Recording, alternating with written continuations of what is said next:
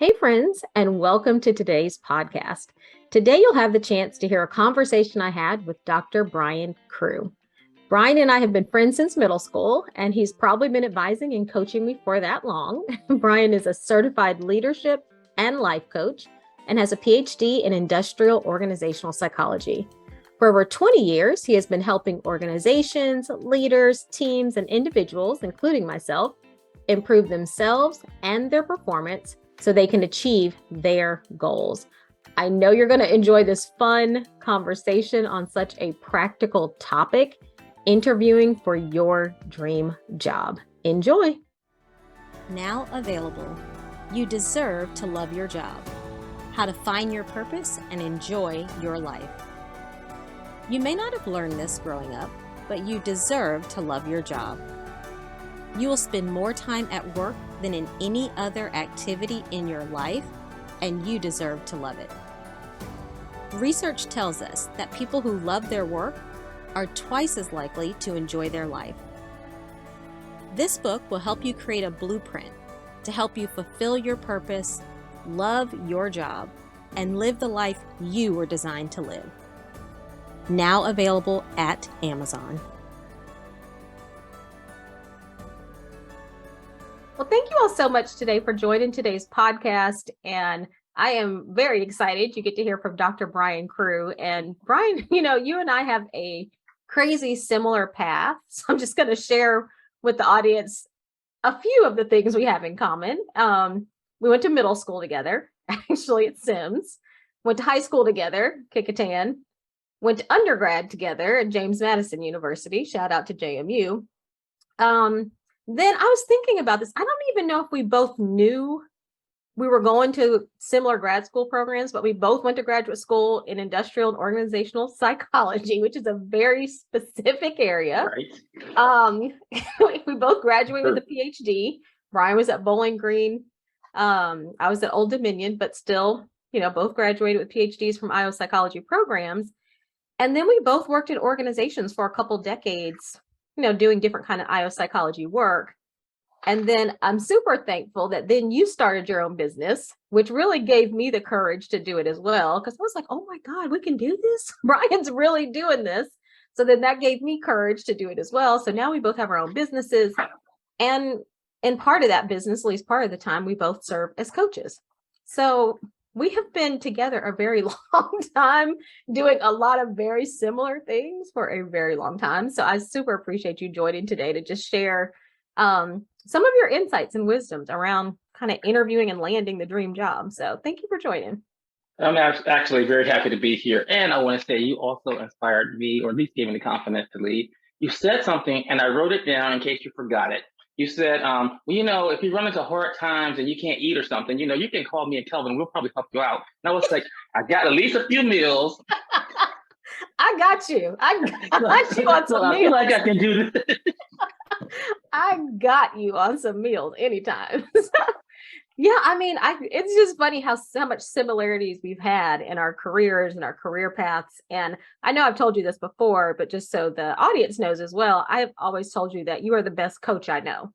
Like, Brian is amazing at asking really powerful questions, making you think deeply about what you want and how you get there. Has coached me on becoming a coach, because moving from corporate, where I really did more consulting, some coaching, but more consulting, which is kind of telling people what to do, to coaching, where you're trying to help them figure out what they want to do, is really different. So just thank you for your courage, your starting the business, your advice, your guidance for me in this business as well. And thank you for joining today's podcast to talk about a topic that I know is super important to everybody. Thank you for that, Arlene. That's really means a lot coming from you. And iron sharpens iron. I think I'll call you whenever I have a question, because it's a safe place from a brilliant mind. So it's like, that's how I feel. That said, I'm so glad that we don't have to interview for our ideal jobs anymore. That's real talk, because interviewing can be stressful. Let's be real. I was since I've been coaching, the one thing I have been noticing, or one of the things I've been noticing, is that so many people are in on the fast track to the top. And they really don't stop and ask themselves, and where am I going and why am I going here? Is this what I want? And they don't really figure out whether it's their ideal job, right? They just start moving up and trying to impress so they can go to the next job and so they can get a bonus and so they can get a high rating so they can be marketable. Yeah. And I was like, marketable for what? For the sake of what? Why are you staying late for a job that you don't necessarily love right now? So you can get another job that's going to give you more of what you don't necessarily love right now. Yeah. So what if you got a job that you love? What if you got a job that's ideal, of your dream job? And so, like, I even think of it this way. So, like, if it's a continuum, and at one end is the job, the job I dread, and the other one is the job I dream about. Are you moving to the higher end of the dream about continuum? And I love like most people are mindful of that. They're chasing dollars, they're chasing prestige, and maybe prestige and dollars are a part of that job. But so many people I meet, or I'm coaching, they're like 40, 45, even 35. And they're like, you know what? I hate this job. I feel trapped, and there's so many reasons they feel trapped. I feel like I feel trapped. I got a mortgage now that I can't go down to what I loved 3 jobs ago because now I can't afford my house, or my spouse quit their job now because I make so much money, or I got to pay for so-and-so's college, or my parents are depending on me. And you let them get in these positions around you where you could afford to help them. And you realize, I don't want to afford this anymore. I hate this job. So I really want to empower people to be prepared to get their dream job. And so that's why I wanted to talk about this, because I just think, let's get to you before you're 45 and you're regretting the last 25 years. Right. I mean, I think even the scale you talked about is a really good place to start, which is between dread and dream. Like dread, I literally wake up, and I never had a job that was like that for a long period of time, but I've had it for short periods of time where it's like I wake up and you're thinking, oh my God, like the last thing I want to do is go in here and do this job and see these people. Kind of dread to dream, like figuring out honestly where you are on that spectrum. Yeah. And then I love what you're saying, like, how do I just move towards, my dream job, even if it's not going from A to Z? It's like, how do I just move towards it at least? Because even a step towards it can really change kind of how you live and your absolutely. The way I try to have people think about it is, are the tasks that you do on a daily basis typically things you love to do? Are the people you're going to be working with people that you want to be working with and love to be working with? Does that climate and culture in that organization or that team you'll be working on fit your lifestyle and the way you like to behave and how you like to be? Like some people will say, like, I don't like to be around people. Then probably telework is a better job for you. That's more closer to your dream job. But those are kinds of questions. Does the supervisor leadership style fit your own? The way you like to be led. People think, well, you get stuck with the leader that you want, but the truth is, most people leave their jobs because of what supervisors fit. Do you have a best friend or somebody that you think you could gravitate towards? So the people at that type of job, do they fit you? Because that's the main reason people stay, is because they like, or they have a best friend in the workplace, and that all this stuff, Arlene. But those are things that are the beginning. Do the values of the organization align with your own values? And people forget that one, and rightfully so, because a lot of organizations espouse values, and they don't really adhere to them. But you can figure some of this stuff out when you start interviewing, because when you ask about situations that are happening in the organization, you can see which values are reflected. So you don't have to just look at. You can even quiz them and say, like, I noticed things in your value statement. Can you tell me about a time when you saw these values in play in the workplace? So the thing I'm going to be asking people to do today, or when they go out and do their interviews, is to be more assertive. Right now, we're very passive in our interviews. We answer questions and we try to sell ourselves, but we should be information seekers in that interview. We should be selecting organizations. It really helps the organization as well as yourself, right? You need to figure out, is this the job for me? Is this the organization for me? Is this the hiring manager for me? Do I want to work here? Do they deserve me? Is this the best fit? How close is this to my dream job? Is it higher along that continuum than I am in now? those are the things you want to be asking about so you can make sure you're moving up that ladder towards the dream job. Not just about the money, because that could be one of your criteria, but not just that, because slightly well-known fact, not at all, is that money doesn't really make us that much happier once we hit a certain mark. And a few years ago it was like $90-some thousand, but it's really geographically based too. It takes hundreds and hundreds of thousands of dollars to move you up the needle to be happier. So reality is, if you make $100,000 or if you make $50,000 and you go up $5,000, probably not enough to make you substantially happy enough to deal with the bad boss or do the task that you don't really love every day. So ask the questions. And truth is, you got to be bold. You got to be ready. You got to do some preparation for this type of interview because people aren't ready for it. They're used to being in the power seat and you telling them all their answers to their questions and trying to sell them. They're used to critiquing what you're saying. You don't have to be disrespectful when you do it. In fact, I suggest that you explain what you're doing. And this is how I say you do it. You just tell them, hey, you make it about them. Hey guys, I actually have a few questions for you as well, because I want to make sure that I'm a good fit, because you know how horrible it is if somebody comes in here and they don't really stay. And you got to go through this whole process all over again. So I want to make sure that I'm a good fit for this job. There's a few jobs I'm interviewing for. If that's true, tell them that. If it's not, there's lots of jobs out there, and I just want to make sure I make the right choice. So do you mind if I ask you a few questions? And if they tell you no, which would be weird, then you don't want to work there.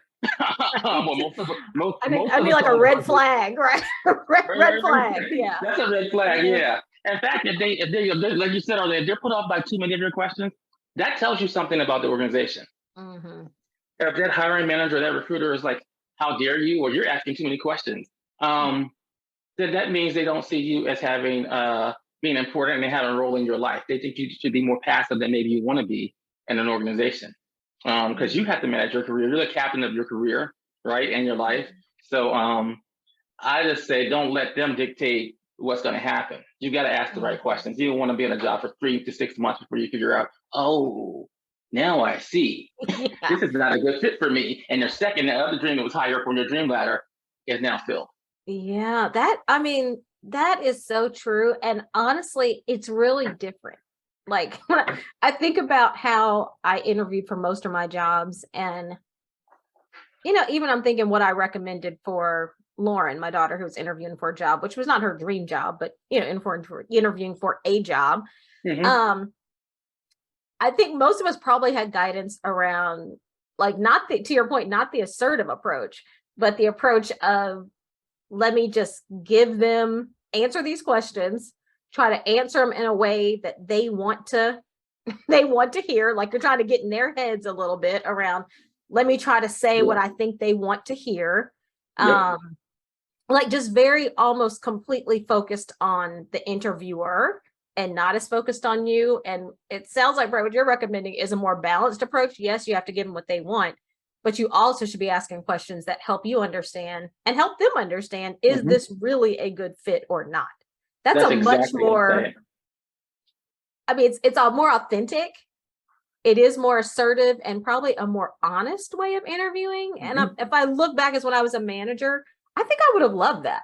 Like, I think that person would have stood out to me. I would have been like, this person is serious about this work. It's not just one of 12 other interviews they're going on. And I love what you said there. It's much more honest, I feel like, and it does empower the manager. If you're telling the truth about, well, I actually like to work this way, and I'm telling the truth, and I'm telling you the truth, so you can also cut me if I'm a bad fit. Right. Or I'm not a fit, right? Because I don't have any interest in coming to an organization where you're going to be constantly telling me I'm failing or I'm disappointing you, right? So tell them the truth. Now, I say that also recognizing I'm speaking from a place of privilege, right? Yeah. Well, sometimes, let's keep it real, sometimes you just need a job. Yeah, right. Exactly. You sell yourself. But when you have a job and you're not hungry and you can keep your bills paid, that's when you're going to be going for your dream job, going up the ladder towards that dream job, right? This is not the interviewing technique for somebody who's like, I got to pay the bills and I don't have a job and I've been out of work and the babies are hungry or my parents need new shoes or whatever. No. This is for people who have a job. I want you to jump off that rat race and get off that fast track and figure out, okay, what's better for you next. Follow the other stuff. The other stuff Arlene was talking about, did she taught her daughter, she taught Lauren about interviewing when you're trying to get the job. Go in there and get an A on all the questions. You sound like me. That's exactly what I said. And to your point, it wasn't, I think that's a big distinction about, are you interviewing for a dream job or are you interviewing for a job? At the point, being a college student, she was unemployed. And I was like, you need to get employed. So I need you to go. But I see what you're saying. Like, it depends on where you are right now and what your circumstances are in terms of how much freedom you have to go in this more honest, assertive approach. Exactly. I need you to speak for me all the time, Arlene. Well, we kind of do this all the time. We do this. You tell me what to say, I tell you what to say. But yeah, I that is really refreshing, honestly. I do think if someone would have stood out to me, especially in the roles I was interviewing for, which were kind of specialist roles where you're looking for people with very specific skills, specific backgrounds. I absolutely think I would have been impressed by that as a manager. I would have felt like you took it seriously, So what do you think someone might do if they want to kind of interview with this approach? What might you do to prepare to be able to be honest, authentic, assertive in the interview? Like, what are some things you recommend people do to prepare? Couple things. Get my workbook now. What I really recommend beyond my workbook is my workbook just gives you lots of questions and advice for how to do that. But you can also work with a coach for people who don't have access or ability to work with a coach to get prepared for this. I like to get grounded before I go into the session because, again, when I say get grounded, I just mean be in a good and confident state of mind before you go into that meeting or that interview because this is unfamiliar. We're used to, like I said, being passive. So you might be asking your own stuff, your own remnants in your head are saying, like, who do you think you are, right? Yeah. And they might even be thinking that for a second, right? So get your story straight why you're doing this. Have that down pat. So when you go in there and you explain it to them, it's easy for them to take in, which is like, like I said, like we said, like, I just want to make sure that I'm asking and I understand, asking the right questions and understand if I'm a fit. So that's why I'm asking these questions so that I can save your time and my time. You make it about both of you. But beyond that, you need to know what you want and what is your dream job. What moves it up that ladder. And a lot of people don't know that. Like I said, a lot of people just think it's more prestige or it's higher in the organization, or I'll become a manager and then they hate people, or it pays more money, or they say things like as long as I don't have to telework, or as long as it's closer to home, and or I don't want a cubicle anymore. And it's like those are factors, but figure out really what do you love and weight them even. You can actually weight them, write down like lots of factors that have to do with a job, and then weight them. Like give it a high, medium, or low, or a 1 through a 10. But just get some clarity on what those factors are that matter to you. For instance, for me, I like challenge on a job. So I need to be challenged. Not so challenged that I'm sweating every day, but like something that's going to challenge me a little bit. And then I like to make an impact that matters in the world. So I'm not going to do something that's like just to make money. It needs to be trying to better the world in some kind of way. It could be government, it could be nonprofit, it can be for profit, like pharmaceutical companies when you're actually trying to make something good for the world, as opposed to trying to make money. That would excite me. You wouldn't want to know that. So it's like, what matters most to you? If you know your purpose, that's great. If you know your values, that's great. Leverage those. Do the organizations that you're applying for or the teams reflect the values that you have, so that you know that you're a good fit there. And sometimes people ask, like, how do I know if they reflect those values? You just ask them. Be a little bold. Say, hey, I noticed that the values in your corporation say this. Can you tell me about a time where you've seen those values put in play in the organization? Or you can just give them your own values, especially the ones that matter the most to you, the ones that I think back to when you were really frustrated in a job. What value did they violate that made you frustrated and want to quit? And then ask them about that. So, hey, fairness is really important to me. Can you Mhm. tell me about a time where you had to, fairness was at issue and you had to make a decision and how you made that decision? So Mhm. give them the situational questions, so that they can't just make it up and say, yeah, fairness is important to me too. Right. Make Yeah. sure do the same thing they're doing to you when they give you those situational questions. Make sure you give them a situational question where they can prove to you Mhm. and you can assess, okay, do I call this fairness? Was this a good decision in my opinion? Would I be okay with this kind of decision? Mhm. So those are some things to think about ahead of time to get prepared. You just got to Mhm. know yourself. That's the biggest piece. Know yourself.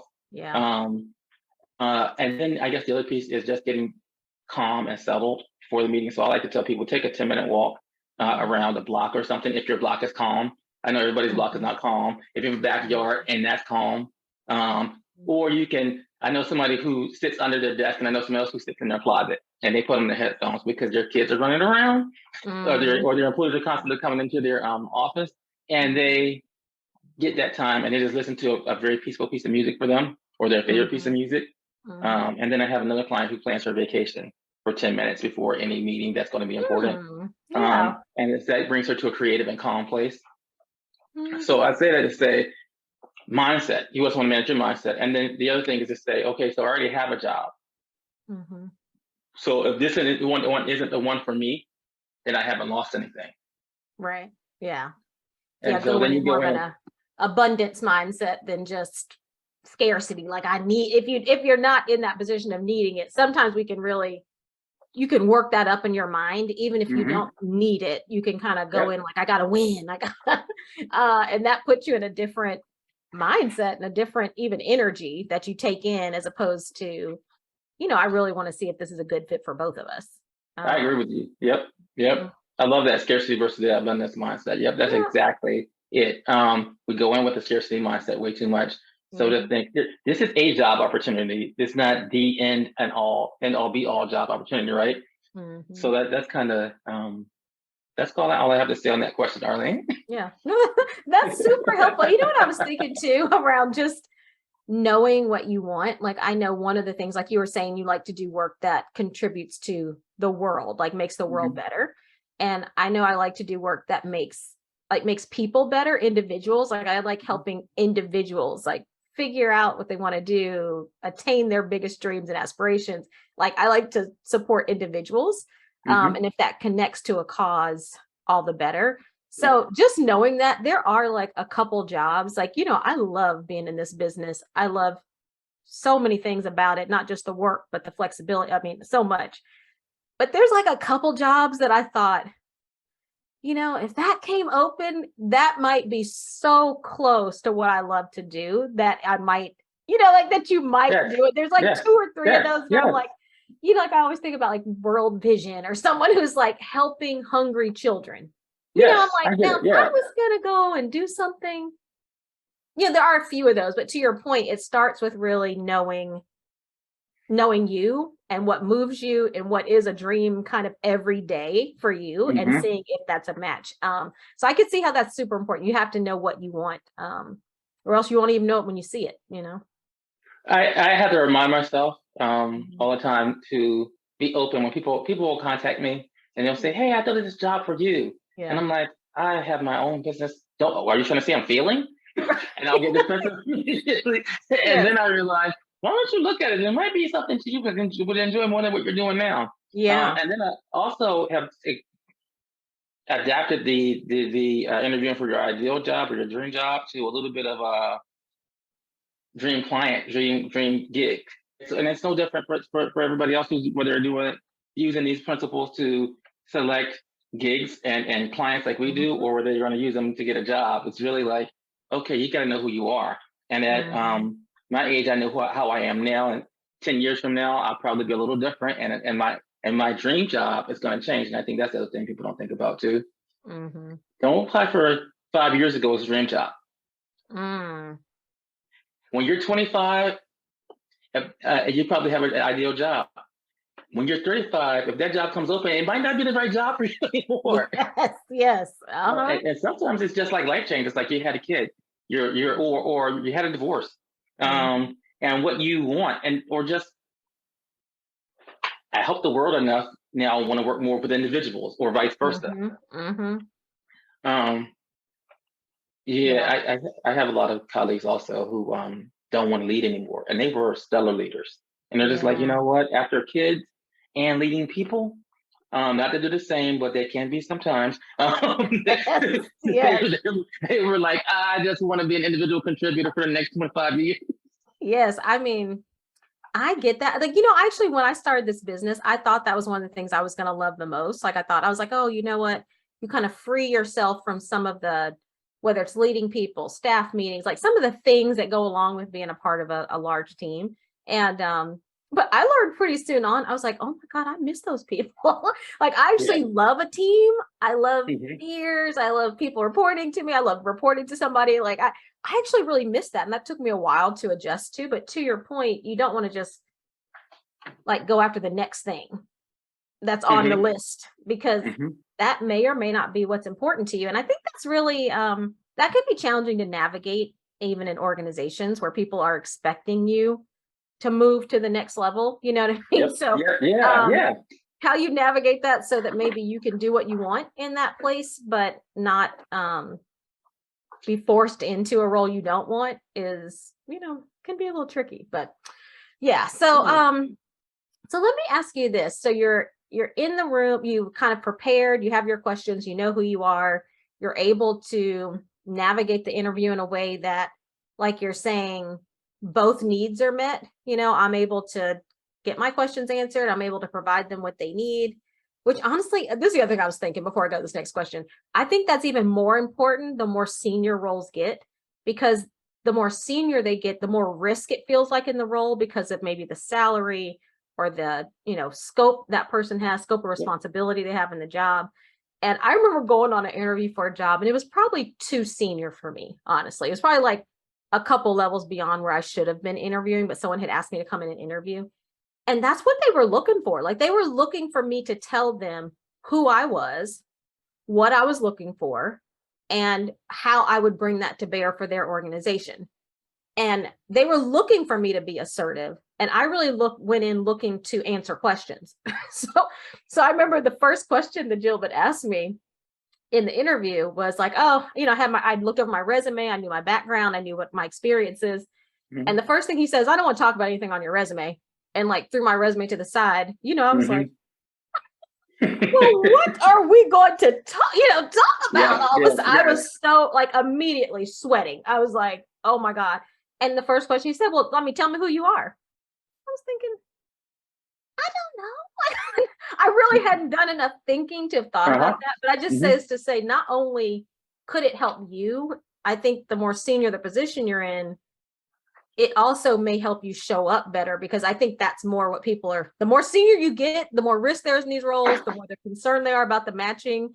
And I think honestly, people are looking for that more. They're looking for you to tell them who they are, who you are, even more so than maybe when you first start out. I feel like I agree 100% with that. Yeah. Yeah. That's been my experience. Yeah, is that they expect for you to be more assertive. They expect for you to know who you are. Like I do a whole section uh, in the workbook on just like questions to help you figure out, and exercise to help you figure out who you are. So when Mm-hmm. someone is actually telling me who you are, you can Mm-hmm. tell them, but even more, and even more importantly, so so that you can make sure that you're fit, right? And Yeah. identify that ideal job. But yeah, I 100% agree with you on that one. That yeah, the higher you go up, the more clarity you need to have on that, because they are expecting more from you. And Mm-hmm. yeah, you also find yourself, I think, a lot of times in meetings with your peers, and so Mm. it's a lot less passive. And sometimes you'll be you get in those C-suite positions, you get sometimes interviewed by your deputies, well, people who will be your deputies, Yeah. because they're senior enough to see what they need. Mm-hmm. And so they are looking for you to take some charge in those sessions. So exactly. Mm-hmm.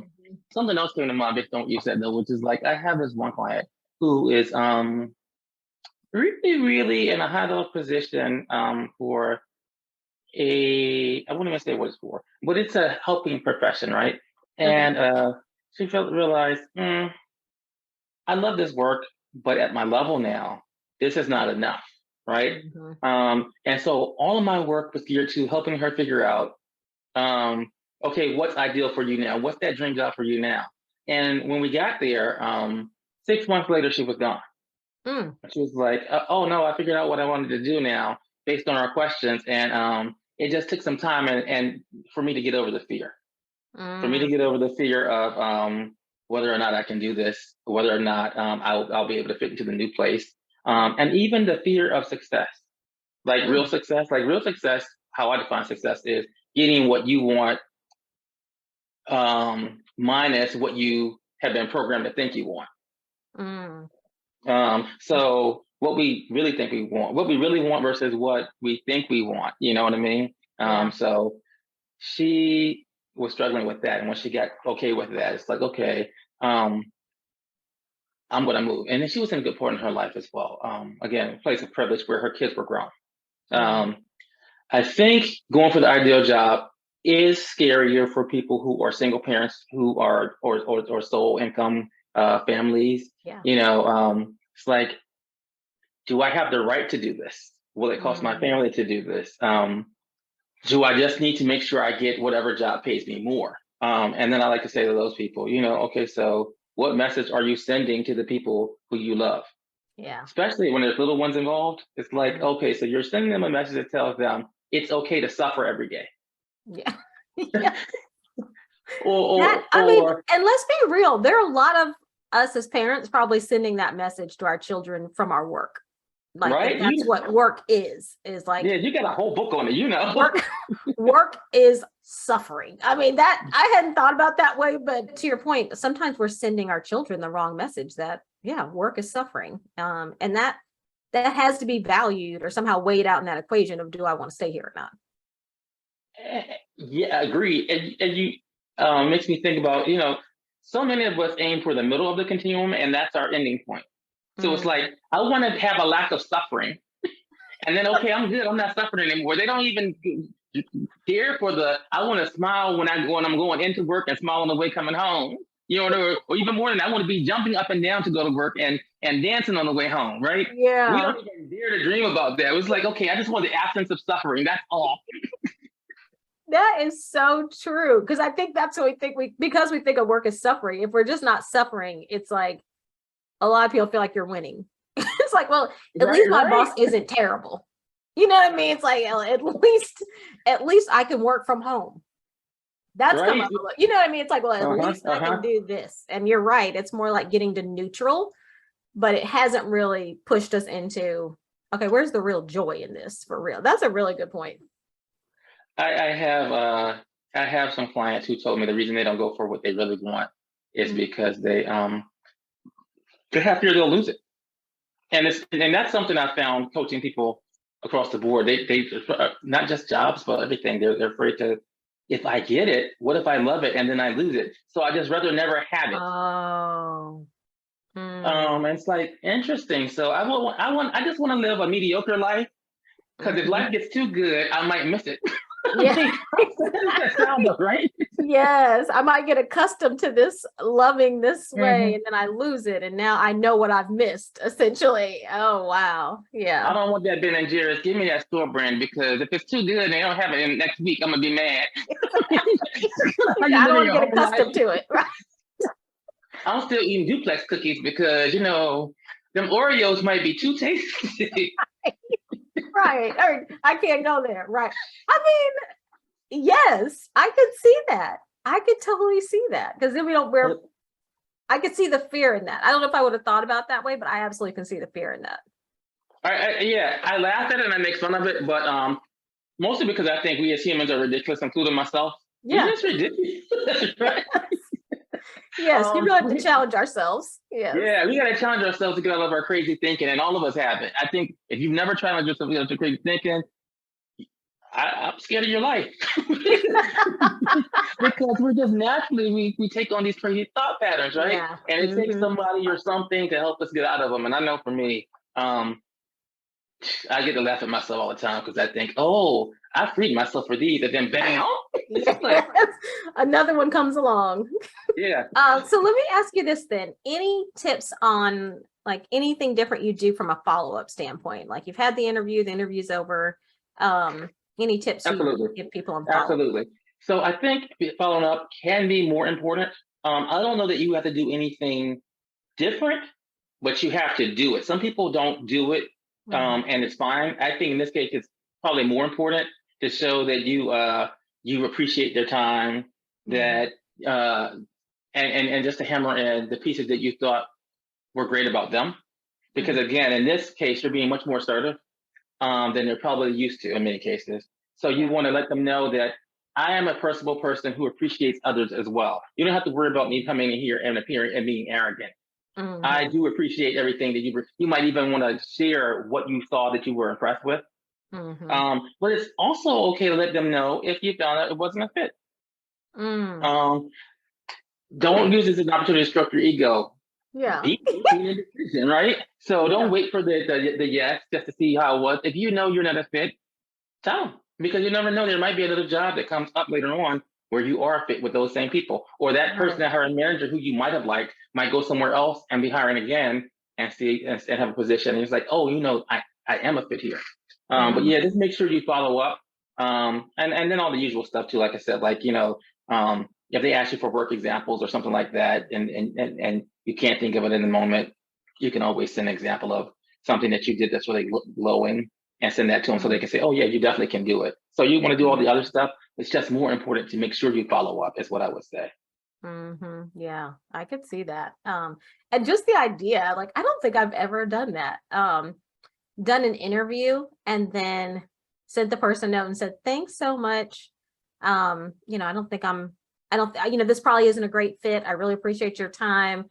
Because I think I've always been in the mode of like, let me get the offer. Like, just get the offer and then I'll decide. But you're right. Sometimes you walk out of interviews and you're like, we're not a match, for whatever reason, the work or the culture or whatever it might be. So that's really interesting. That's also very kind of empowering. It's like, we're both figuring things out. So if I figure out it's not a fit as a candidate, either one of us can figure out it's not a good fit. So, I love that. It's changing and crystallizing your mindset, right? So that you're reaffirming, I am a decision maker in this process too. And the other thing it does is that it takes the temptation off the table, because they might come back with a killer package for something that you don't really want to do and somewhere that you really don't want to be. Right. Yes. Don't let don't let yourself be enticed to something that's not for you, right? Yes. So I say because a lot of times people will recognize your greatness. They'll say, oh, this person is a star and they didn't seem that sold on us. Or they're super highly marketable. Did you see the question they were asking us? They have options. So let's make sure we give them our best pitch. And that pitch might be way better than everybody else's, and you may go for the wrong reasons and sacrifice your happiness, right? Or so I say, just take it off the table. I do that I pray like that, and I would like, God, just move it out of the way. If it's not for me, just move it out of the way. Then I don't have to worry about it, and that's the same way I would say that helps you do that. Makes sense. Makes complete sense. So then, let me ask you, any final thoughts before we go? I knew I like to do a lightning round so I can just, so the audience can learn more about you, but, and I'll probably learn something too, but any final thoughts for people to consider as they're thinking about interviewing for, their dream job? So I guess there's a few. So I would say, final thought, identify your dream job and the facets that make it up. Assess where you are now and whether it's a fit. Figure out why you're there, and it's always a good time to move to something higher ladder. But that's an exaggeration. Because sometimes you're just too busy and it's too crazy in your life. But move as soon as you can. And then the other thing I would say is be aware of what your dream job requires. Right. So that's the other thing back to your question of what can I do to prepare. That's the other piece. Be able to speak in terms of what you have to offer that dream job. When you know what I mean? But also make sure you have the knowledge, skills, and abilities that you need, but not just the knowledge, skills, and abilities, the personality and the mindset and the maturity. Because a lot of us don't have that. We'll have all the knowledge, skills, and abilities. And that's why they have coaches, because we go in there and it's like, you're bad fit, and it's all about your maturity and your personality and those things. So be working on yourself to make sure that you're worthy of your dream job, right? And that you're ready for that dream job, because lot of us aren't. It's always going to be a dream and never be realized if we're not preparing ourselves for it. So in the meantime, when you're working the job you're in now, be preparing for that one in that way as well. That I guess I don't have anything else beyond that. Okay. Yeah, that makes complete sense. Like preparing ahead of time for what it is, and just being, someone told me this one time, just being very clear and honest about what the job is going to require. Yeah. There were some roles that I considered and almost took a couple times that really had just even travel requirements that didn't work with how I wanted to live my life, like didn't work with the time I wanted to spend with my Kelvin and my daughter. And I just, even though the work itself seemed interesting, the requirements of that role, being successful in that role, didn't work with my life. So I think you're right. It's like you have to consider, what all does this take? Personality, energy, like all the things that are around that role. And is that something you really want to, that you have to contribute and want to contribute to that particular role? Because it's been a couple roles that were really interesting to me. Like I was like, oh, that could be fun. Like, I might really like that. But the things around it were like, you're not going to be able to do that. Let's just be realistic here. I'm thinking about some of the stuff we both said since we've been, even when we're working for other people, we're just like, I don't really want to do that kind of work. We're just, no, it's not at all energizing for me. No, I know. And I don't know. It's probably partly just what we studied, like being organizational psychologists, maybe. But I think you're right. We've always both been pretty clear on like what's a fit and what's not, and being okay with that. That's not going to work. Exactly. Another thing I was thinking about that people got to get ready for is the liars. There are situations where people just need you so badly or want you so badly. They're going to outright lie to you about what the organization is like. So that's why I kind of have ways you got to craft your questions in a ways where they can't lie and you can detect the lie, right? So you got to require supporting evidence, because a lot of us have a lot of good skills and they need us. And then other people, the situation is so dire, they need somebody now because they're so toxic, they can't keep people with good skills. So you have to craft those questions in such a way that it requires evidence. And you got to kind of go in with the mindset. You don't have to think. Be slightly suspicious. I know their job is to fill those jobs as quickly as possible. So they want you. And with the hiring managers, and then there's people who aren't lying, the people who are unaware. And they don't know how they are as a leader, and they don't know how their team really feels about them. So they're not lying to you. They're like, everybody's happy. Right. Yes. They cry from joy at lunch. They love working 60 hours a week. The work is so fulfilling. But anyway. Yes. So you got to be a little suspicious and skeptical when you're listening to these. Keep your thinking cap on, and your what do we call it when we were in grad school? Crap detectors going. So you can figure out, that sounds suspicious to me. I don't know. Because that's absolutely what interviewers are doing, right? When I was interviewing people, I'm doing the same thing. Like I'm hearing what someone's saying, but at the same time, I'm trying to ask deep enough questions so that I can see, okay, is there depth behind this answer, or is it just something you're saying? And to your point, am I being told the truth? Like, so I to your point about going in at a more like, we're both trying to figure this out, I could see why it's important for a candidate to do that too, and to be really thoughtful about that. Even after saying, okay, what did I really hear? Like what examples did I get? What is the spirit telling me about this situation? Like, is this right or wrong? Is this truth or fiction? Which is honestly not something I don't know if I really did that before. I really was going in the show you mode. Like I was going on Showtime. It was like, I'm here, let me tell you everything I can do. I was very much in selling, but this more balanced approach, I think, would have given me so much more insight, about what I was considering. Yeah, exactly. Yeah. I think, we go into automatic. It's an almost automatic learned behavior for us, right? To go into that show mode. Yes.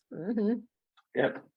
Awesome. So, and Brian, I guess for people who want to learn more and just get even better at, really get better at interviewing for a dream job, figuring out what it is, how to prepare, how to execute it, you have a resource coming, right, on this, like a workbook or something you'll be putting out soon?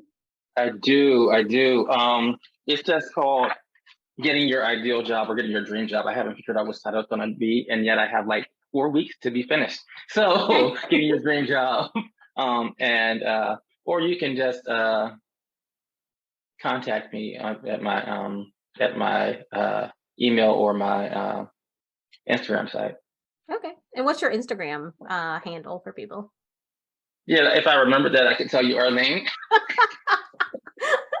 I should just look it up. I should just look. I was like, I'm sure I follow you on it, but this is what I'll do. I'll definitely make sure we put it in the show notes so people can find you on Instagram. Let me just see if I can find it real quick. No, I'm just joking. It's is your mind right?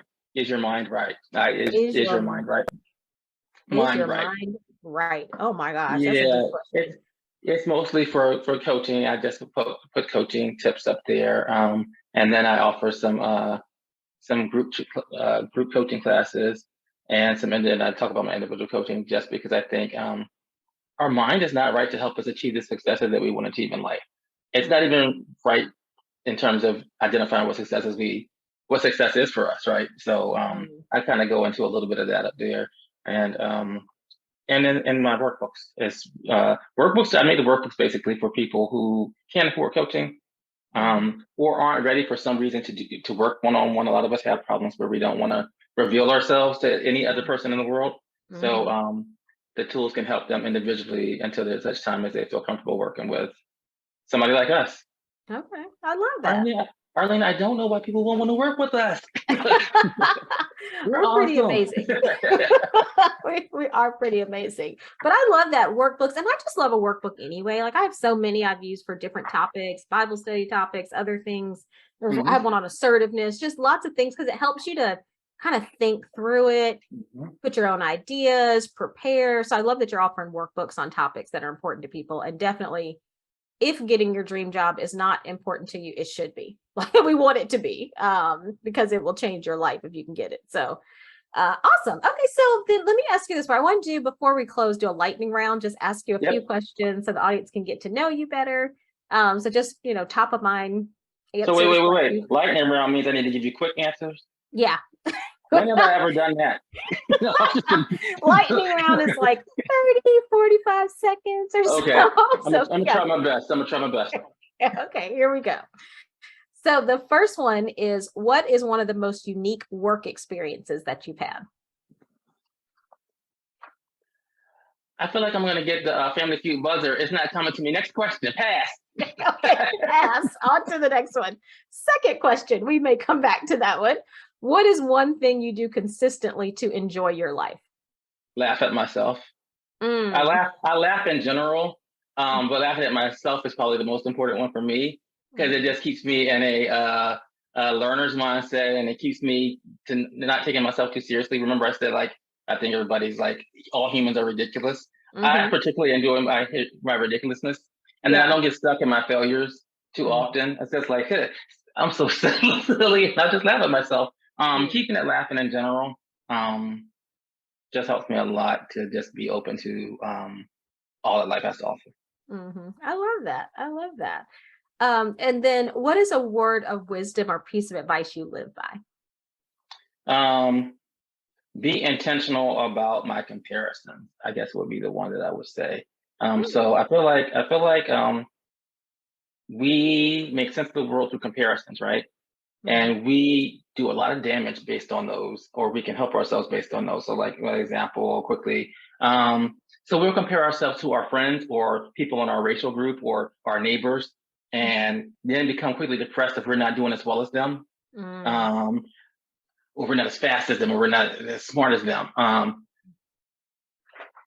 I like to be intentional about it. So am I comparing myself against people who started the race ahead of me? Am I comparing myself against people who don't even want the same things that I want? And then the flip side of that is I can also be intentional with my comparisons when I'm feeling down and be like, oh, I don't even have a house yet. Or I'm not married yet. Or I'm fatter than I want to be. And then I'll compare intentionally with people, the rest of the world who, some people don't have houses. Some people, have a house, but it's falling down. Some people just lost their home. Some people are 1,200 pounds and have TV shows about it. You know what I mean? So it's like a lot of stuff going on that you can be intentional with your comparisons. I just think comparisons are the way we make a lot of sense of the world, and it affects our mood. So I try to be very intentional when I'm doing it and catch myself when I'm doing it and make sure that I'm doing it in a way that benefits my mindset. That makes sense. That's kind of is your mind right? That's pretty much. What are you thinking about? Like literally, what are you? What are you like thinking about? What you are thinking about, because it does drive so much of our choices and our emotions. And that's really interesting, because I think we do compare a lot. Just as human beings, we compare a lot. So how can I be more intentional about doing it in a way that benefits my mindset? I love that. I never thought about that. I love that. I told you you're an amazing coach. I knew that already. Coaching. I love it. So thank you, Brian, so much for joining. Thank you all for joining the podcast. You can find me. I'd love to hear from you. You can find me on Instagram at Arlene_Pace_Green. And until next time, be well.